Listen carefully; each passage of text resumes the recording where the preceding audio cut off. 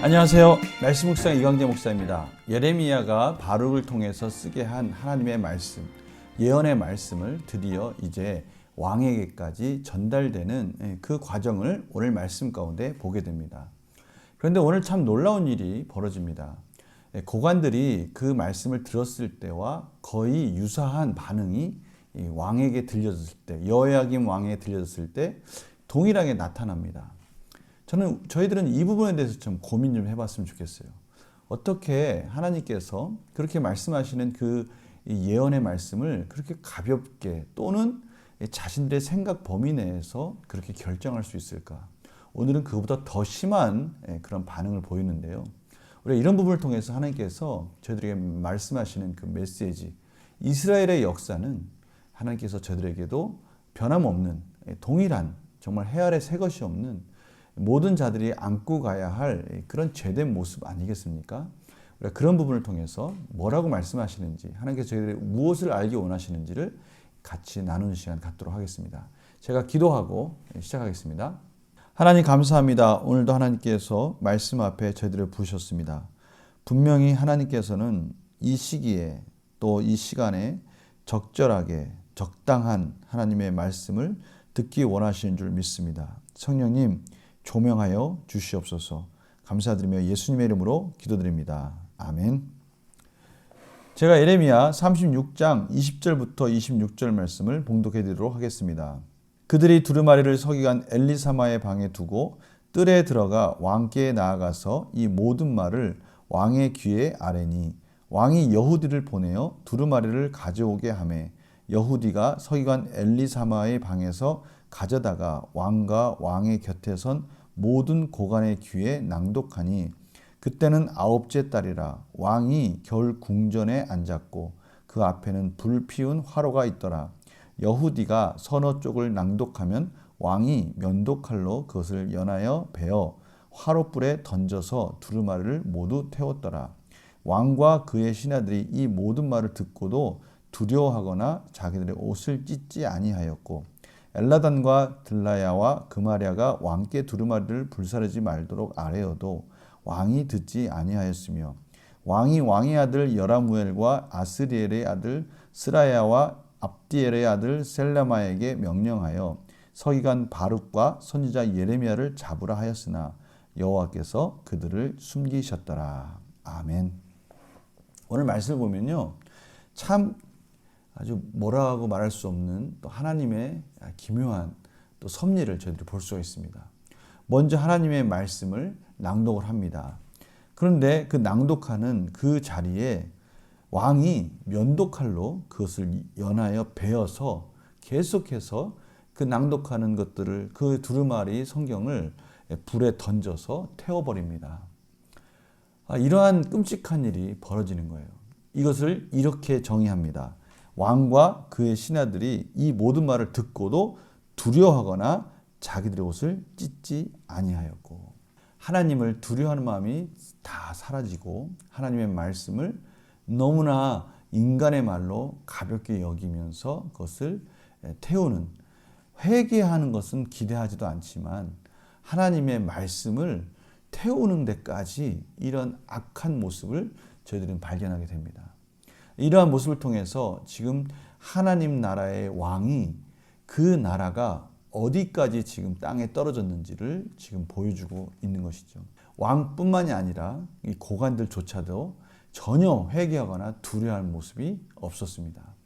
다행히 그 중에 몇몇 사람들이, 이 말씀을 소중히 여기는 사람들이 두루마리를 불사르지 말라고 왕에게 말씀드렸지만 왕은 그 말을 듣지 않았습니다. 오히려 예레미야와 바룩을 잡으라고 명령을 내립니다.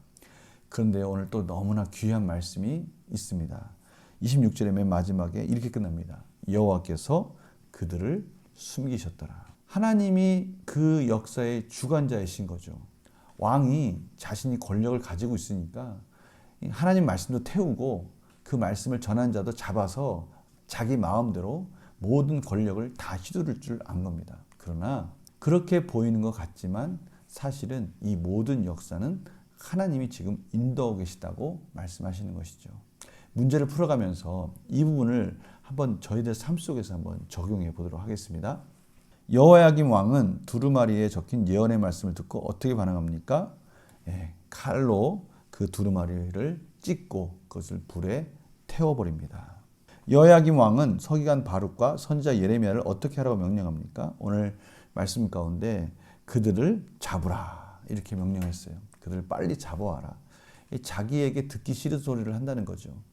그것을 하나님의 말씀을 듣는 것이 아니라 한 정치인이나 한 선지자가 자기를 괴롭히는 그런 정도의 상대로 여기고 있는 겁니다.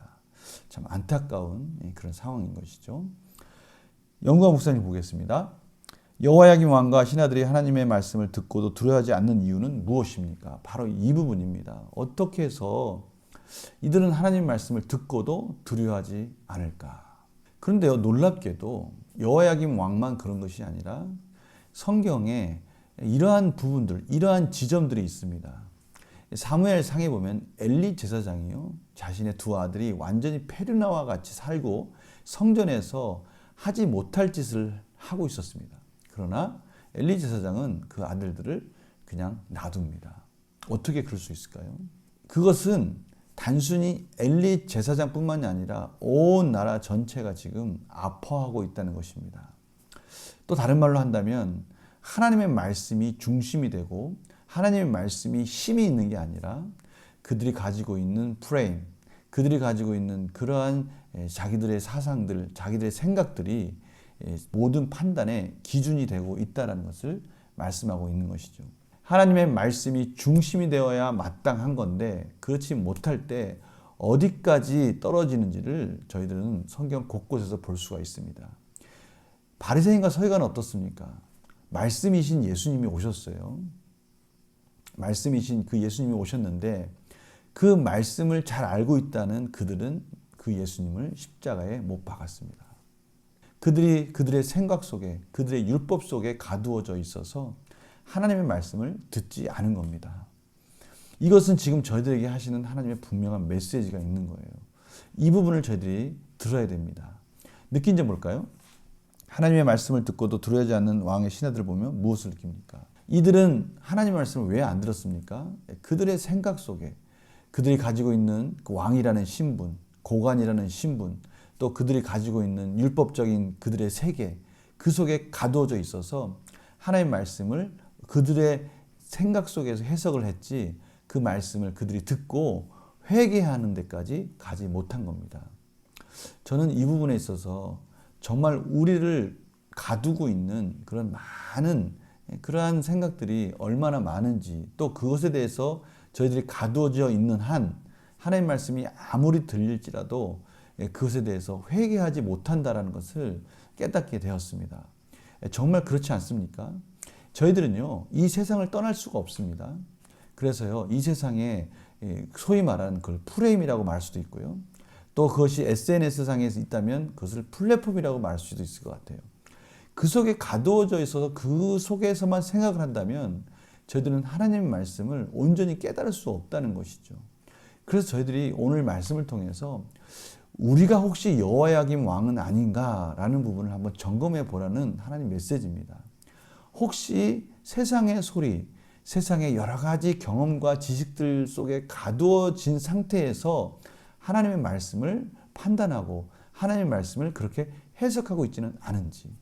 중요한 것은 전후가 바뀌어야 되지 않겠습니까? 하나님의 말씀 안에서 세상을 해석해야 되지, 세상의 프레임 속에서 하나님의 말씀을 해석하면 이러한 여호야김 왕과 같은 이러한 일이 벌어질 수 있다는 것을 지금 저희들에게 경고하고 있는 것이죠. 그래서 결단과 적용을 보면요, 나는 경책하는 하나님의 말씀 앞에서 어떻게 반응합니까? 하나님의 말씀에 겸손히 반응하고 순종하기 위해 구체적으로 무엇을 결단하겠습니까? 저희들은요, 하나님의 말씀 가운데 깨어 있어서 하나님이 저희들에게 말씀하시는 이 음성 속에서 끊임없이 저희 자신을 돌아보고 하나님 앞에 겸손히 무릎을 꿇어야 될 것입니다. 또한 하나님의 가치관 속에서, 하나님의 세계관 속에서 세상을 바라보는 훈련을 끊임없이 해야 되는 것이죠. 세상 속에 일부 하나님 말씀을 듣는 것이 아니라 하나님 말씀이 저희들 삶의 중심에 와야 되고요. 그 하나님 말씀을 중심으로 이 세상을 바르게 해석을 해야 되는 겁니다.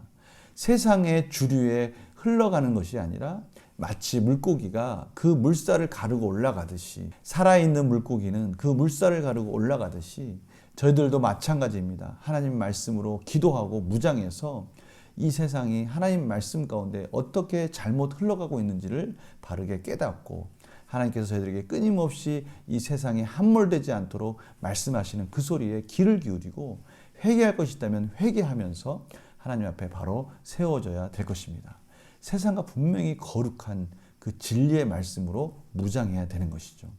저희들은 전신갑주를 입고 이 영적 전쟁에서 승리해야 합니다.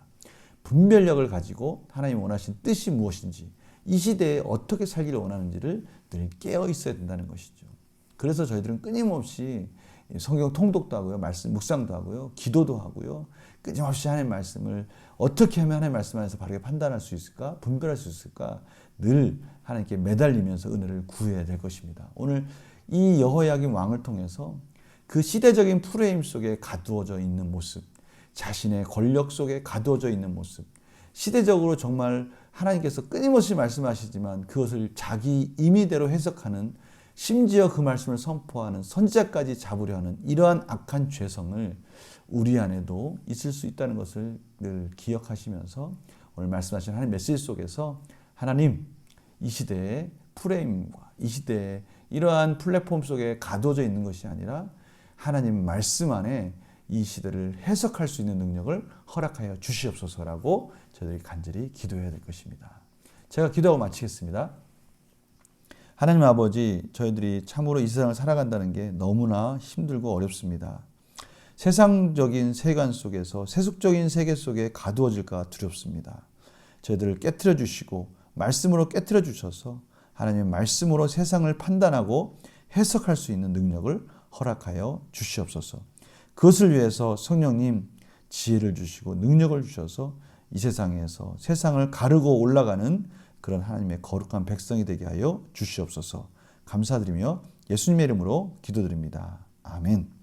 오늘 말씀 너무나 중요합니다. 우리가 이 세상에 함몰되지 않도록, 이 세상에 파묻혀지지 않도록 하나님께 은혜를 구하고요, 말씀 안에 깨어있는 삶으로 오늘도 분별하며 하나님의 말씀으로 해석하며 승리하시는 성도들의 삶이 되기를 간절히 축원합니다. 오늘 또 금요일입니다. 또 금요일에 나오셔서 같이 또 열심히 기도하면서 또 하나님의 은혜를 같이 사모하였으면 합니다. 말씀 묵상은 또 내일 아침에 뵙겠습니다. 안녕히 계세요.